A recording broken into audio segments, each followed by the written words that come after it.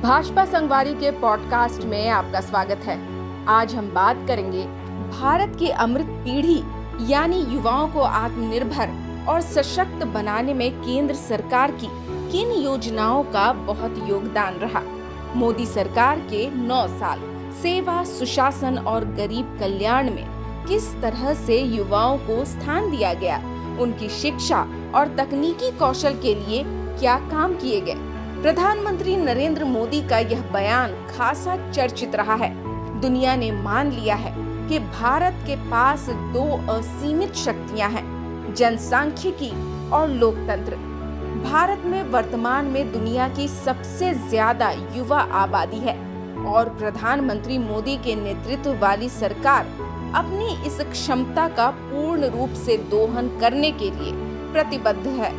2020 की राष्ट्रीय शिक्षा नीति ने 30 साल से ज्यादा वक्त के बाद मौजूदा शिक्षा प्रणाली का कायाकल्प कर दिया है।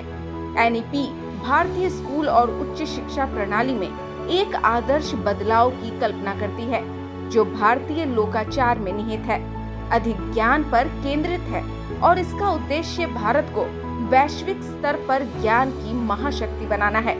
पिछले 9 साल के दौरान देश भर में रिकॉर्ड संख्या में नए आईआईटी, आईआईएम, मेडिकल कॉलेज और विश्वविद्यालय खुले हैं। मोदी सरकार का शिक्षा के साथ साथ शिक्षा, कौशल और कौशल विकास पर भी जोर रहा है।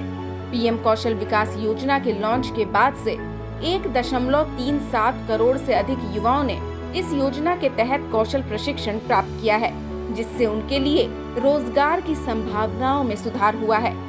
युवाओं के लिए नए औपचारिक रोजगार सृजित करने की मोदी सरकार की प्राथमिकता की सफलता को नए कर्मचारी भविष्य निधि संगठन खातों में भारी वृद्धि के रूप में देखा जा सकता है। भारत को निवेश के एक आकर्षक केंद्र में बदलने की दिशा में लगातार प्रयास, एमएसएमई को सहायता और घरेलू उत्पादन के लिए प्रोडक्शन लिंक्ड इंसेंटिव स्कीम आदि कार्यक्रमों ने युवा भारतीयों के लिए रोजगार के अवसर पैदा करने में योगदान दिया है। सरकार ने केंद्र सरकार में 10 लाख नौकरियों के लिए एक भर्ती अभियान रोजगार मेला शुरू किया है। अग्निपथ योजना के तहत युवाओं को सशस्त्र बलों में सेवा करने का अवसर भी दिया जा रहा है।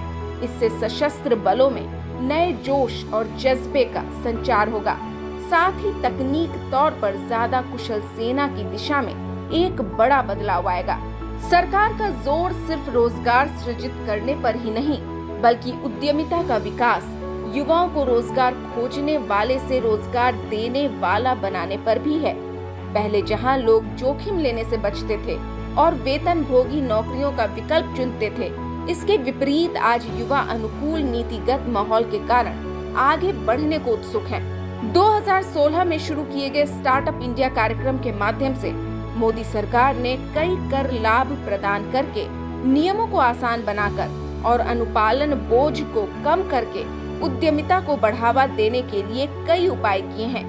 उद्यमशीलता की तरह खेल को अधिकांश युवाओं के लिए पेशेवर नहीं माना जाता था और उन्हें इनमें पेशेवर रूप से आगे बढ़ने के प्रति हतोत्साहित किया जाता था। हालांकि पीएम मोदी एक महत्वपूर्ण व्यवहार और मानसिकता में बदलाव लेकर आए और कई नीतियां पेश की, जिससे असंख्य युवाओं को खेल को करियर बनाने में मदद मिली है। भारत ने वर्ष 2021 में टोक्यो ओलंपिक और पैरालंपिक के दौरान इतिहास में अब तक का सबसे अच्छा प्रदर्शन देखा है। यह मुख्य रूप से टारगेट ओलंपिक पोडियम स्कीम के माध्यम से दीर्घकालिक योजना और समर्थन का परिणाम रहा है। जैसे कि भारत अमृतकाल में प्रवेश कर चुका है, इसका जनसांख्यिकीय लाभांश तेजी से सामाजिक, आर्थिक और तकनीकी नवाचार और उन्नति के युग में प्रवेश करने के लिए विशिष्ट रूप से तैयार है। पिछले 9 वर्षों के दौरान सरकार अपने सभी लक्ष्यों और प्रयासों में युवाओं का समर्थन करने के लिए पूरी तरह से प्रतिबद्ध रही है। भाजपा संगवारी के पॉडकास्ट में आज के लिए बस इतना ही। हम आपसे आगे भी कई मुद्दों पर बात करने के लिए आते रहेंगे। तब तक के लिए मुझे दीजिए इजाजत। नमस्कार।